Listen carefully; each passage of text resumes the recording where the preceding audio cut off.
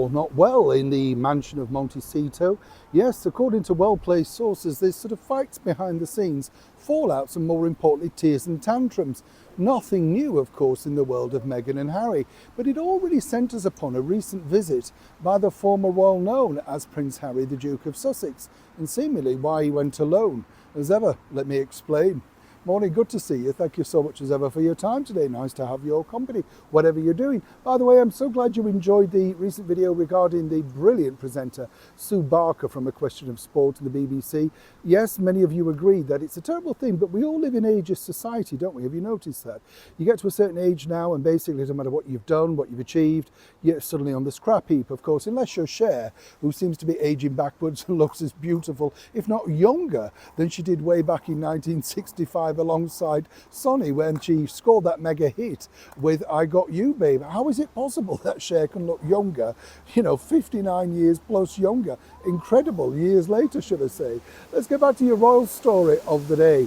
Now for me, this is an interesting story, simply because, of course, Meghan and Harry, as you know, don't necessarily like to share their fallouts and, whatever you want to call it.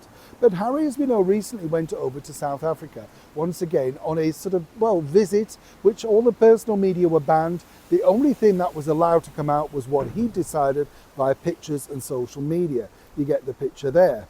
But according to sources, Meghan Markle seemingly didn't want to go, not because she wasn't invited, but because basically it wasn't really about Meghan. But the bigger problem that I've been told was, and this is literally what's now gone on behind the scenes, is that Meghan and Harry have had a fallout, hence the reason there's a new plot now for Portugal.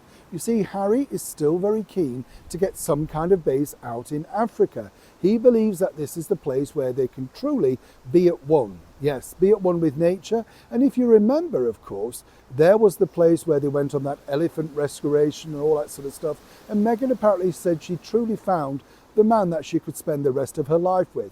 Well, fast forward a few years, and she now fancies spending the rest of her life with the man in Montecito or somewhere glamorous, no doubt where it's near Rodeo Drive and all the glamorous shops. Certainly not out in some reserve where nobody's going to see her.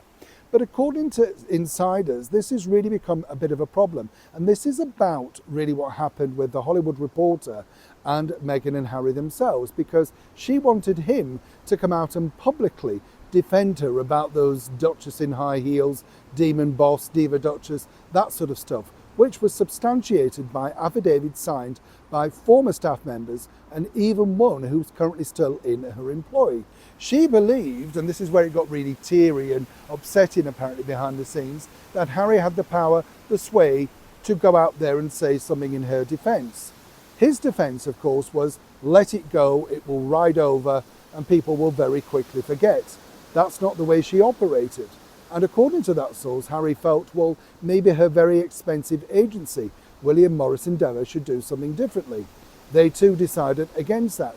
So whichever way you look at it right now, it's a very tricky time for the two ex-royals. And that's part of the reason why you see them working independently and not as a unit anymore. Moving forward, Harry is still very keen, as I say, to find some place that he can call home, in a place that he truly feels very much at ease and relaxing in, Africa. Meghan apparently wants to be somewhere at least where there's a bit of sunshine, liveliness and shops. And hence the reason they've decided, and it's not 100% done yet, this brand new home in Portugal. But behind the scenes, there's a lot of tears and tantrums. Now some people might say, how does Harry cope? But again, apparently he's been happier than he's ever been in his life, right? Neil Sean in the very heart of Yorkshire.